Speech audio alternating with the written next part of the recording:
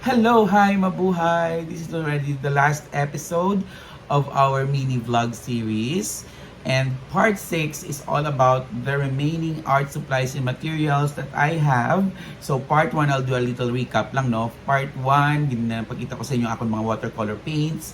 Part 2, ang ating mga gouache paints. Part 3, ang ako ng mga brushes. Part 4, ang mga watercolor papers kung sketchbooks. Part 5, ang mga picture frames kung di ko ginabutang ako ng mga paintings for shows and exhibits.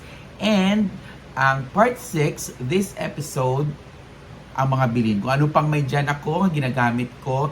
Iban, wala ko man magamit. Bakal ko lang. Pero, siguro, in the future, may pulos man sa dakari. So, I'm going to show it to you one by one. Kasi kailan dyan, okay? Ang first ko mapakita ka ninyo, ang ako nga watercolor easel, dubagbag tana, tapos amutan na ka dyan.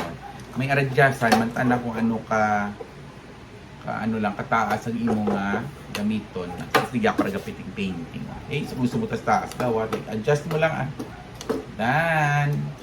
Tapos may ano mata na, may drawer digya. Abutangan ka kung ano pa diyan. Okay, next sa box nga gamay. So I have mga watercolor swatches ko. I also have here ang eraser, painter's tape. Tapos may dyan mga kung ano-ano lang para sa packaging ng akon nga painting. Kung i-package ko, tanawang i-wrap ko tana. May mga twines man ako, or mga higot. Next at nga box. So kadula ko ka mga plastic mixing palette with painting. Higot-higot. Tapos yata daw may mga kimpit. Gusto ko ihanga ako ng mga paintings gagagmay. Tapos may mga mixing palette. Pag ako nga, gusto rubra lang. Wala ko man magamit-gamit always. Medyo pagid mixing palette.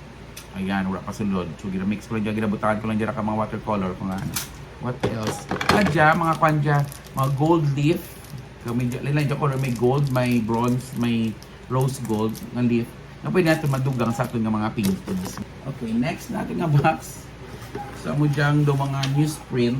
Yung ginagamit ko mag-wrap na ako ng mga ginasend na mga artworks. Siyempre mga tuwalya, ginapaidan ko ng mga brushes ko mag-painting, kaduro ko dyan. Ang ako nga, traveling kit. Nag-bro ko traveling kit ko, pero wala pa dyan mga paints. Kaya pakita ko lang sulod na. So muna sulod na so far sa tulad, kulang pa. Mga pens, watercolor brushes, ang sketching, ang mechanical pencil. Tapos may dalawa ako ka gagmay nga watercolor sketchbooks. Eh pag travel, may just mga gagmay lang. Then may dyan man ako nga washi tapes para pang tape ko. Tapos amo dyan amaze ako na namihan ako din bakal ko.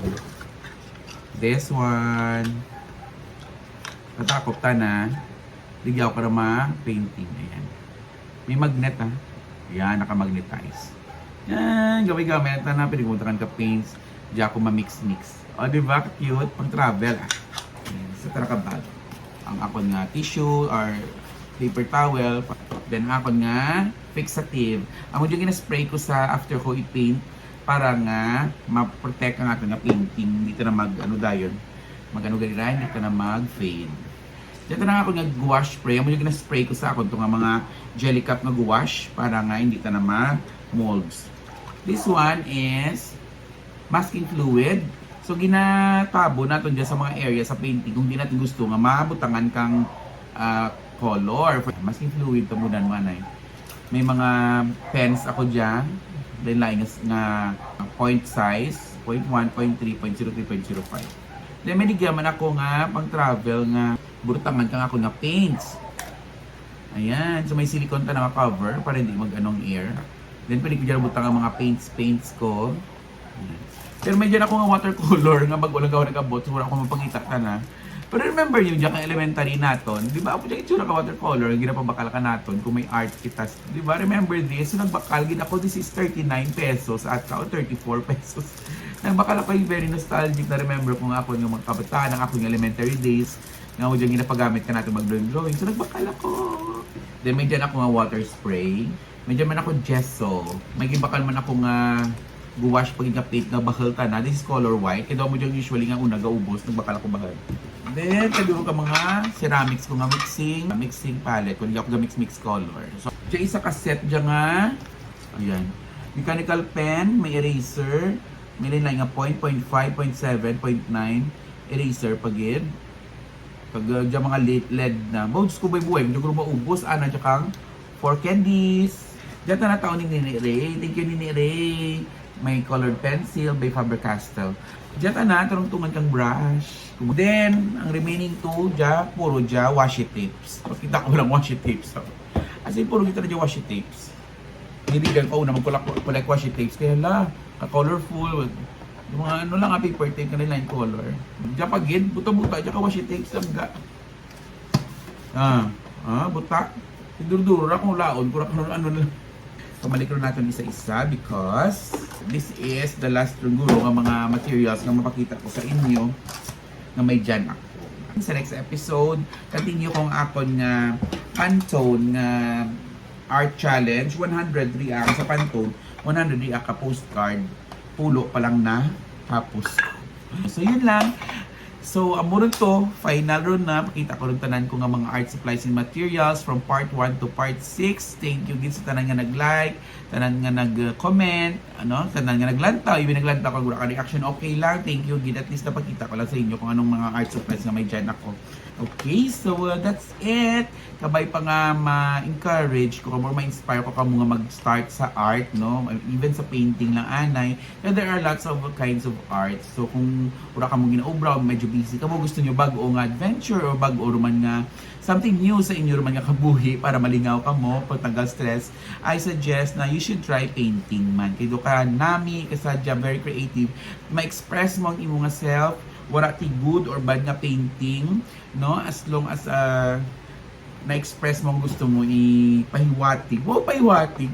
Basta na-express mo ang self mo, na happy ikaw, kag nabulang yung mga stress, that is much important than the aesthetic value kang ato nga painting. Pero, in constant practice naman, masigi-sigiri ang ma-improve mo ginang imong art. So ako ga-practice pa ko hasta tulad kay tiura gid ako time nga mag-ubra kang artwork gani or kung may time man ako wala ako motivation, wala ako gana, pero ang balaga ni nanda motivation kung tulad sa art is not that important. Kinahanglan lagi discipline, gusto mo magsagad ka sa imo nga napili nga craft or napili mo nga ubrahon or imo nga kalingawan.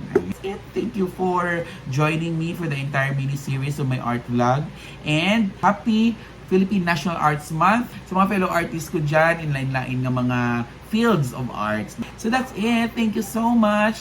And before I end, mahayan ako sa tanan nga mga imaw ko sa Tagatig. Tagatig Artist Hub is an organization of artists, different artists of the municipality of Tigbawan. Local lang naman ito ng mga artists. And may exhibit this February, starting Monday, February 10 sa may lobby lang kang Tigbawan Municipal Building. Ayan, okay? So please support local artists and hopefully malingaw ka mo, ma-inspire ka mo sa mga artworks na i-display dito. And kabay pa kung may extra ka mo, bakal ka mo makabulig nga bahal sa ating mga imaw nga mga local artists diga sa banwa kang Tigbawan. Thank you sa LGU Tigbawan for supporting always Tourism Office sa ating nga mga taga-Tig artists. Bye-bye!